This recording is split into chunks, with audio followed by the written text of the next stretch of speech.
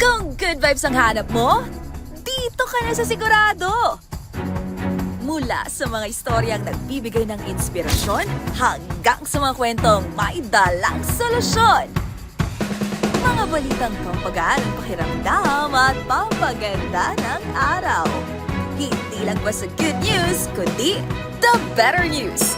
Mula Lunes hanggang Biyernes, 1:00 ng tanghali sa DZRH TV. Magandang araw Pilipinas! Nasa ang sulok ka man ng bansa, kasama ka sa aming misyon, ang ibahagi ang good news. Sa programang hindi lang basta balita ang hatid, kundi mga kwentong puno ng pag-asa, inspirasyon at mahalagang kaalaman.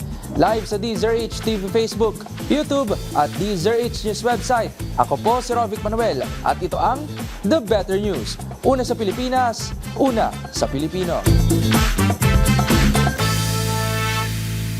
Sa ating The Better News ngayong araw, mga manggagawa sa Mimaropa at Zamboanga workers makatatanggap na ng dagdag sahod. Firma na nagligtas sa kanyang 2 aso sa sunog sa Cebu, binigyang pagkilala ng Mandaue, LGU. ESMO Asia Congress 2025, muling binuksan. Paggamit ng AI, malaking tulong para sa early screening at detection ng cancer.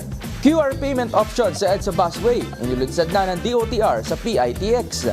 BBBM, pinuri ang Pinay OFW na nagligtas ng sanggol sa sunog sa Hong Kong. Kadena Act na layong iwas korupsyon, pasado na sa Senado. National Vision Screening Program, inilunsad ng DepEd. At sa balitang sports, Abra Solid North Weaver, kampiyon sa MPBL 2025 season.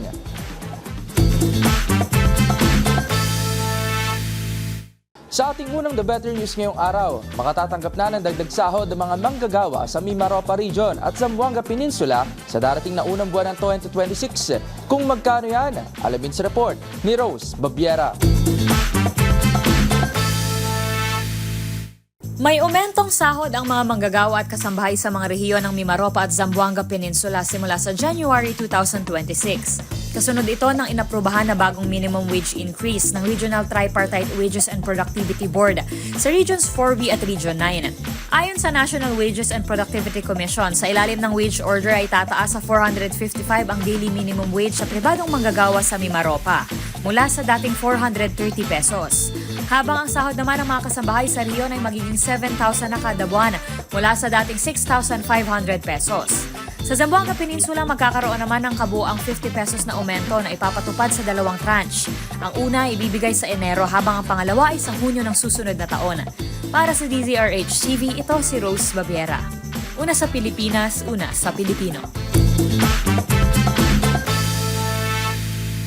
Binigyang pagkilala naman ng Mandaue City Local Government Unit sa Cebu ang isang fur mom na ipinamalas ang kanyang pagmamahal para sa kanyang fur pets.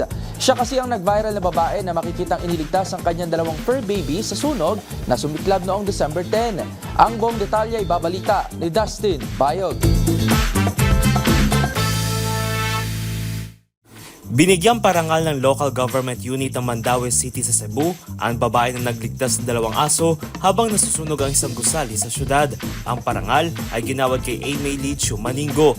Ayon sa mga miyembro ng City Council, hindi matatawaran ang tapang na ipinamalas ng naturang fur mom. May ligtas lamang ang buhay ng kanyang 2 fur babies.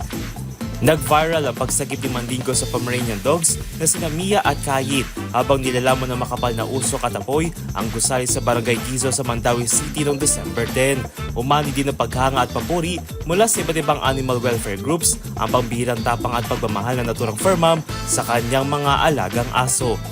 Para sa DZRH TV, ito si Dustin Bayog. Una sa Pilipinas, una sa Pilipino. Muling nagsama-sama ang mga top leaders, oncology experts at healthcare professionals sa ika-50 taon ng European Society for Medical Oncology o ESMO Asia Congress 2025 na ginanap sa Singapore. Dito, isa sa tinalakay ang malaking impact ng paggamit ng Artificial Intelligence o AI sa pagpapahusay ng cancer care and treatment sa buong Asia, lalo na sa Pilipinas. Ang mga kaganapan na eksklusibong tinutukan ng inyong lingkod, panoorin sa report na ito. Mahigit sa 4,000 individual mula sa leading experts, oncology professionals, researchers at healthcare providers mula sa higit 70 iba't ibang bansa ang nagsama-sama sa muling pagbubukas ng European Society for Medical Oncology o ESMO Asia Congress 2025 na ginanap sa Singapore. Iba't ibang mga bagong pamamaraan, gamot, ideya at teknolohiya ang ibinahagi ng mga eksperto sa layuning mapaghusay ang cancer care sa Asia-Pacific region. Isa sa mga dumalo sa naturang Congress ay ang AstraZeneca. Ibinahagi nito kung paanong kayang baguhin ng Artificial Intelligence o AI ang larangan ng cancer care sa Asia, lalo na sa Pilipinas. Sa eksklusibo nating panayam kay Sylvia Varela, ang Area Vice President for Asia ng AstraZeneca, binigyan din nito ang kahalagahan ng AI sa screening at early detection, lalo na sa lung cancer. At dahil isa ring hamon sa bansa ay ang patuloy na pagdami ng nasasawi dahil sa cancer na ito at sa limitadong access sa low-dose CT scan, malaking hakbang aniya ang pagpasok ng Cure AI technology dito sa Pilipinas. So in Philippines, when we combine this artificial intelligence with chest x-rays, we are trying to broaden the base of the patients that we're able to get screening, advancing our objective of moving stage shifting and identifying patients to earlier stages, but also helping the healthcare system in terms of managing the cost because chest x-rays with this AI solution is manageable cost versus sending all patients to low-dose CT scans. Ipinakita ng kumpanya ang paggamit ng Cure AI technology sa bansa kung saan 11 private hospitals na ang activated nito at higit 600,000 scans na ang naitala ngayong taon. As of today, we've conducted around 600,000 scans since Jan this year, right? And we've identified around 30,000 already nodules, right? I think the future for Philippines is, of course, to have the screening, nationwide screening for the whole population, or at least to start with the risk groups, or piloting it in the risk group population, so risk territories. Sa pamamagitan ng Cure AI, kaya nitong mapadali ang diagnostics ng mga doktor sa medical images tulad ng x-rays, CT scans at ultrasound kung ito ba ay may na-detect na issue tulad ng tuberculosis, stroke at lalo na ang lung cancer. Dagdag pa ni Varela, mas mahalaga umano ang early detection upang mabawasan ang mga nasasawi dahil karamihan ay late stage na pagtutuunan ng pansin. So that earlier diagnosis and screening is probably one of the most potential challenges, but also opportunities that we have in the area. Layunin ng AstraZeneca na mas paghusayin ang larangan ng oncology at alisin ang cancer bilang nangungunang dahilan ng pagkasawi sa buong mundo. For the companies like AstraZeneca who are really seeking to accelerate improvements in outcomes on the ground in Asia, we know that the biology of the disease can be different. We know that the patterns of practice can be different. We know that some of the treatments that are selected for these patients are different. So we really need to harness the understanding, the experience, the wisdom, and the skill of the researchers here in Asia. So for us, it's really critical to be exchanging ideas, looking at the outcomes in these Asian populations, and thinking about the next wave of what we can do to even improve things further. We are deeply committed within the Asian countries and in Philippines because of the large population base that we have. Ang AstraZeneca ang isa sa nangungunang science-led pharmaceutical company na nag-ooperate sa Pilipinas na nakatuon sa pagtuklas at pag-develop ng mga gamot, partikular na sa oncology, cardiovascular, renal and metabolism at respiratory and immunology areas. Samantala, ang ESMO Asia Congress naman ay taunang binubuksan upang maging tulay ng mga bagong kaalaman ng mga eksperto na uhubog sa kinabukasan sa larangan ng oncology at cancer care. Para sa MBC TV Network News, ito si Rovic Manuel ng DZRH TV. Una sa Pilipinas, una sa Pilipino. Abiso sa mga commuter, may handog na pamasko ang Department of Transportation o DOTR dahil ililunsad na nito ang cashless QR payment sa mga bus na dumaraan sa EDSA Busway sa Parañaque Integrated Terminal Exchange o PITX. Narito ang balita ni Arnold Herrera. Tapatan ang holiday rush ng mas pinabilis na cashless QR payment na magkasamang inilunsad ng Transportation Department at Bangko Sentral ng Pilipinas o BSP para sa mga pasaherong biyaheng EDSA Busway mula Parañaque Integrated Terminal Exchange o PITX. Ito'y sa ilalim ng isang buwang pilot run at pag-aaral sa EDSA Carousel. Bawat konduktor sa 260 bus units ang may suot na SoundPay device kung saan kailangan lamang mag-generate ng QR code ang pasahero at i-encode ang pamasahe bago ito itap para sa mabilis na e-wallet o online payment. Ayon kay Transportation Acting Secretary Giovanni Lopez, malaking ginhawa ito sa ating mga kababayan, lalo ngayong kasagsagan na ng holiday season. Hindi lang po pag-modernize na mga infrastructure natin ang kailangan. Hindi lang po pag-modernize ng ating mga pampublikong sasakyan ang kailangan. Higit sa lahat, ang pag-modernize na sinasabi natin public service o passenger overall experience. Pagtitiyak ng kalihim, hindi papatungan ng transaction o convenience fee ang Tap and Go scheme na unang ipinatupad sa MRT3. Maging ang mga senior citizen, estudyante at mga may kapansanan ay patuloy na makikinabang sa kanilang 20% discount. Sa ganitong paraan, diretso na sa operator ang bayad at hindi na kailangan pang manukli. Para sa DZRH TV, ito si Arnold Herrera.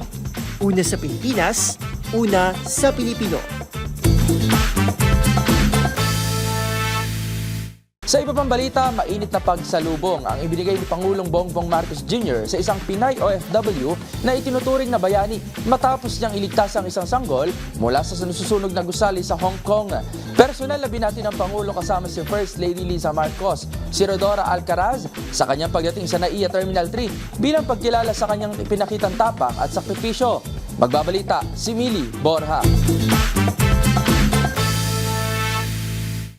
Personal na sinalubong ni Pangulong Ferdinand Bongbong Marcos Jr. ang Pinay OFW na itinuturing na bayani matapos iligtas ang isang sanggol sa sumiklab na sunog sa Hong Kong noong nakaraang buwan.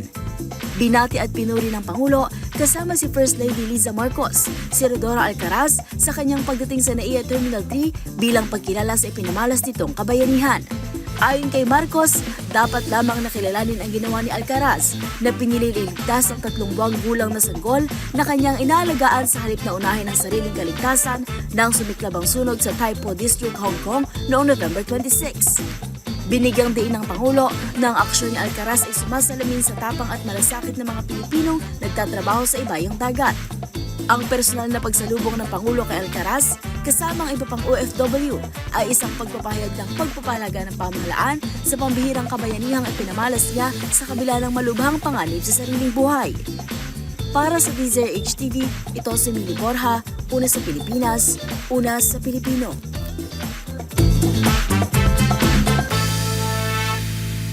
Ngayong talamak ang isyu ng korupsyon ay magandang balita naman ang pagkakapasa sa ikatlo at huling pagbasa ng Senado ng SEDANA Act ni Senator Bam Aquino. Sa ilalim kasi ng panukala na yan, obligado na ang mga ahensya ng pamahalaan na ilabas ang talaan ng mga gastos upang matiyak na hindi ito mauuwi sa korupsyon. Nagbabalik si Dustin Bayog.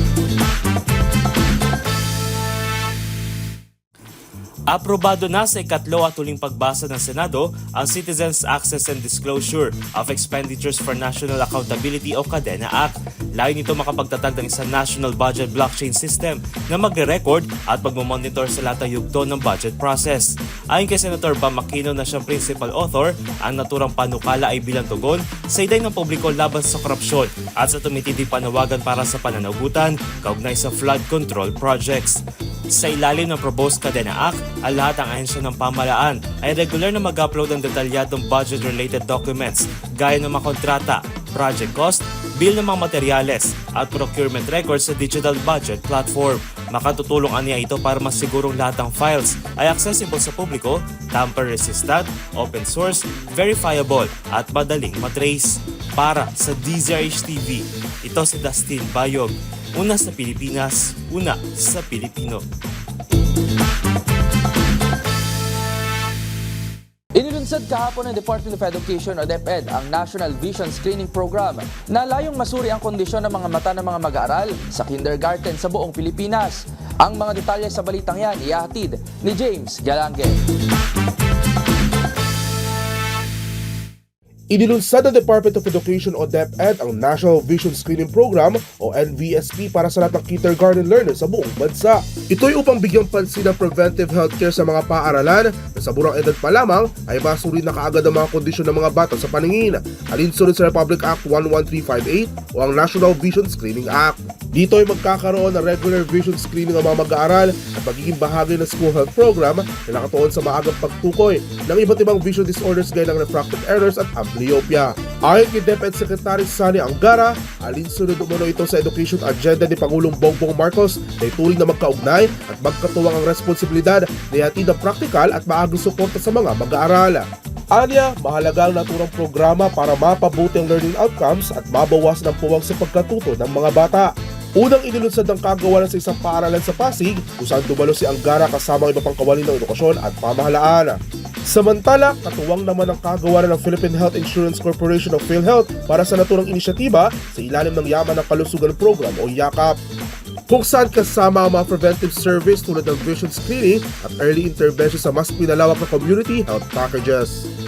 Para sa DZRH TV, ito si James Galage, una sa Pilipinas, una sa Pilipino.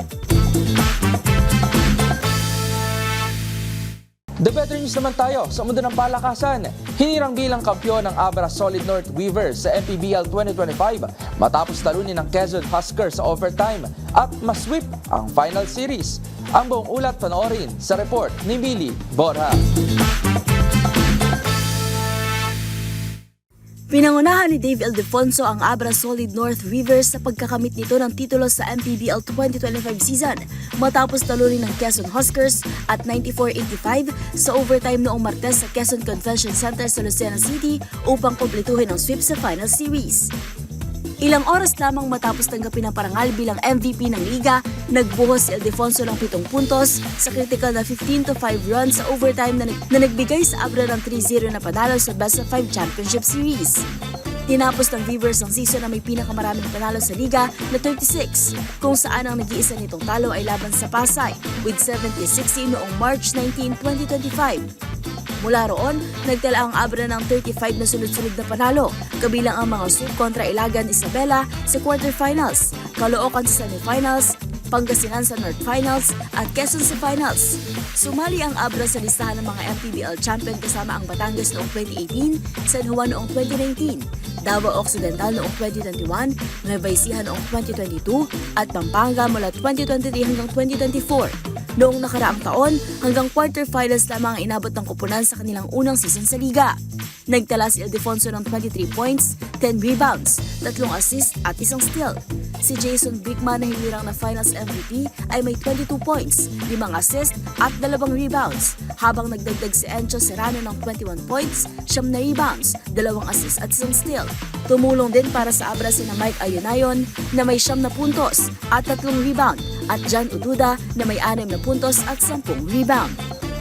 Para sa DZRH TV, ito si Millie Borja, una sa Pilipinas, una sa Pilipino. At dyan na po nagtatapos ang aming paghahatid ng mga balitang siguradong pampagaan ng pakiramdam, pampaganda ng araw at pampasigla ng inyong buhay. Magsama-sama muli tayo bukas para sa panibagong hanay ng mga kwentong hindi lang basta good news, kundi the better news. Para sa ating mga viewer online, huwag kalilimutang mag-comment ng inyong feel-good stories sapagkat ang maliit na kwento ngayon maaaring maging malaking inspirasyon bukas. Dahil tandaan, libre lang ang umiti at libre lang ang maniwalang may magagandang balita. Ito ang The Better News. Ito ang The Better News. Sa ngalan ni Angelica Cosme, ako po si Rovic Manuel ng DZRH TV. Una sa Pilipinas, una sa Pilipino.